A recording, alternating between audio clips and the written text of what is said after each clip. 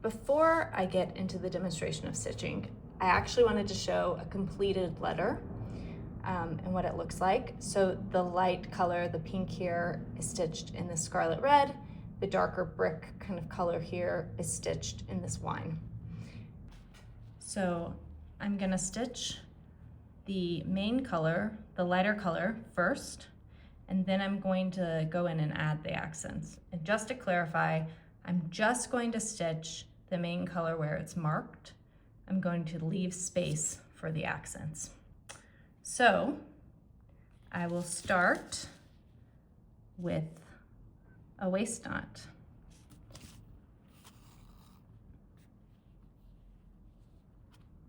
On the front.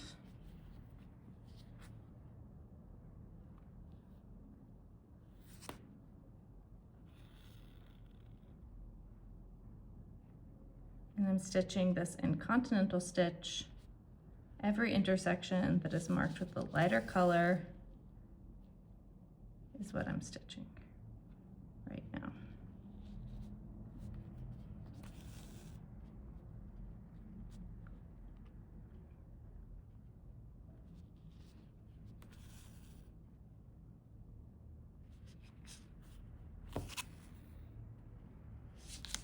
I'm going to go ahead and cut off that waist knot so nothing's hanging around. And then I'm going to work my way up this O. So if you're wondering, how do I do Continental on these random little stitches? I can't stitch in a line.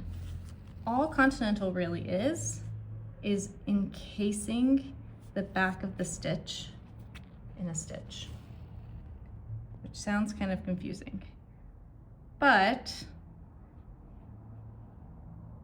if you think about it, actually that wasn't going to be Continental how I was doing it. If you can feel the stitch wrapping around the back, or you know that how your needle is wrapping around the back is encasing the canvas in wool, that's a Continental stitch.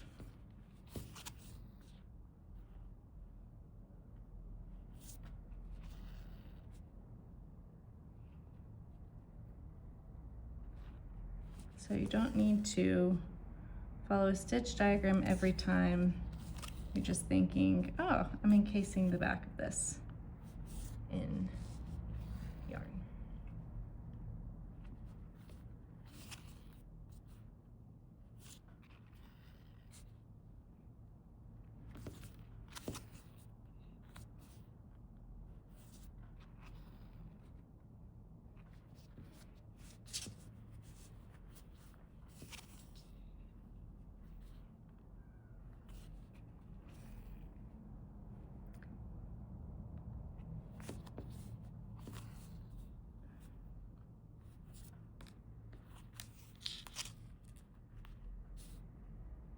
And yes, this tension is a mess. It's pretty hard to stitch in front of a camera sometimes. You can't quite see as closely as you normally would.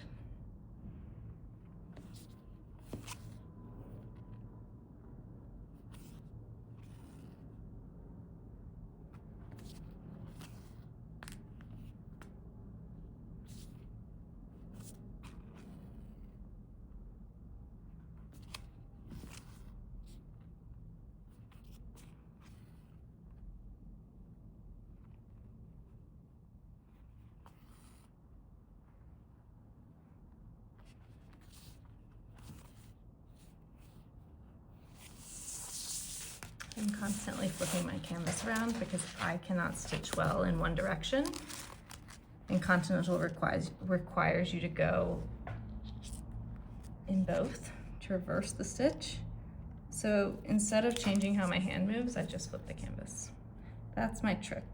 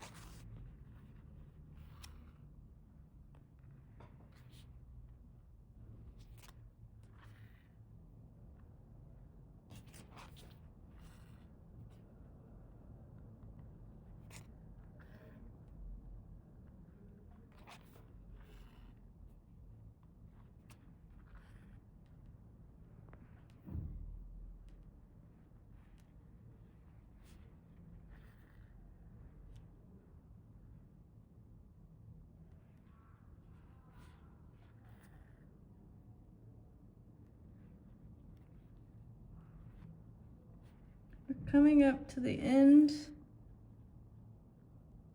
of this yarn. Well, actually, it seems like there's a lot more left.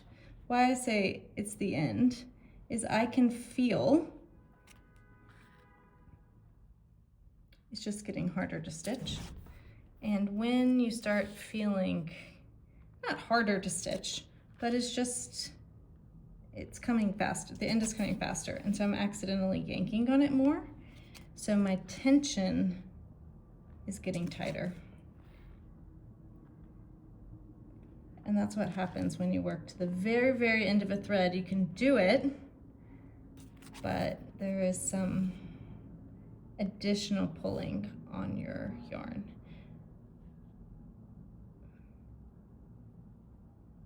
That you gotta watch out for. But now I'm in a game where I'm thinking, oh, can I get to the very end of this without having to get a new thread? You should not be playing this game. It's not worth it. Just get the new thread. But here I am. I think I can do it. And it starts getting twisty, so you gotta let it spin out.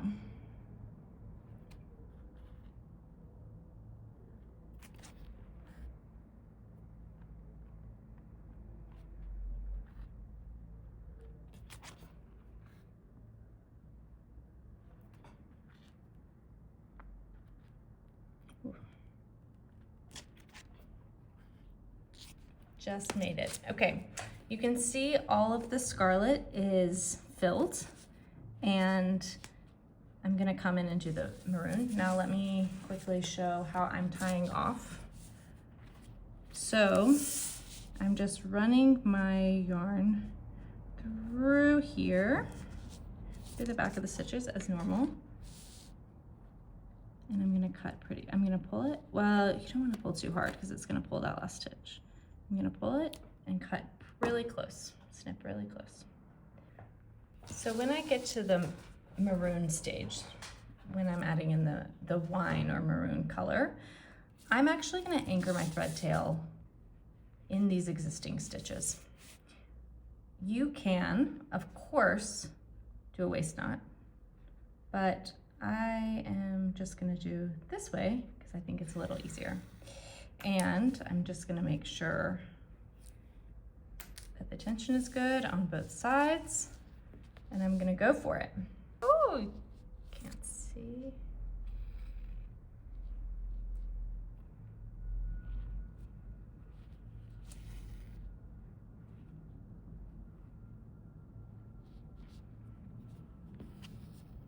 And I'm not cutting off the thread tail when I get those two stitches in. I'm just gonna hop over to the next intersection that I need to stitch.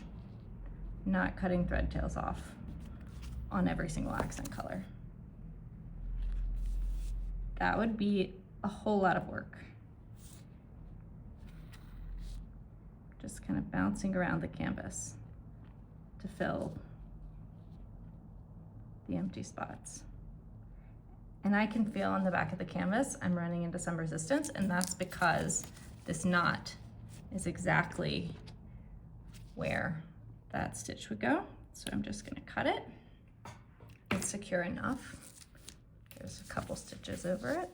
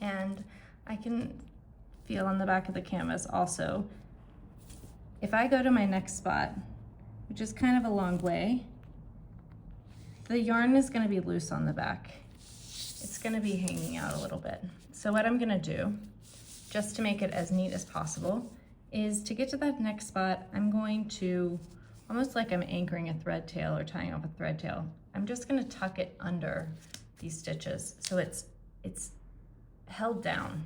It's not flapping about on the back of the canvas.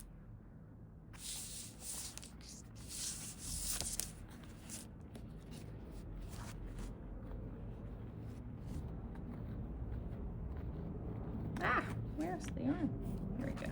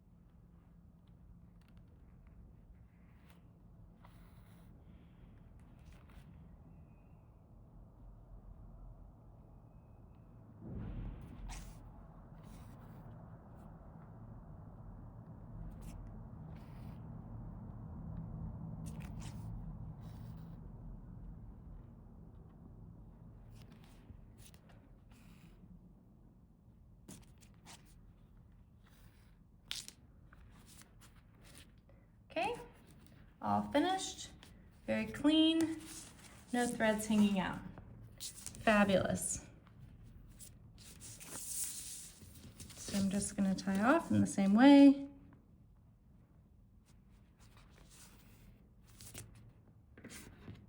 Cut pretty close. Done.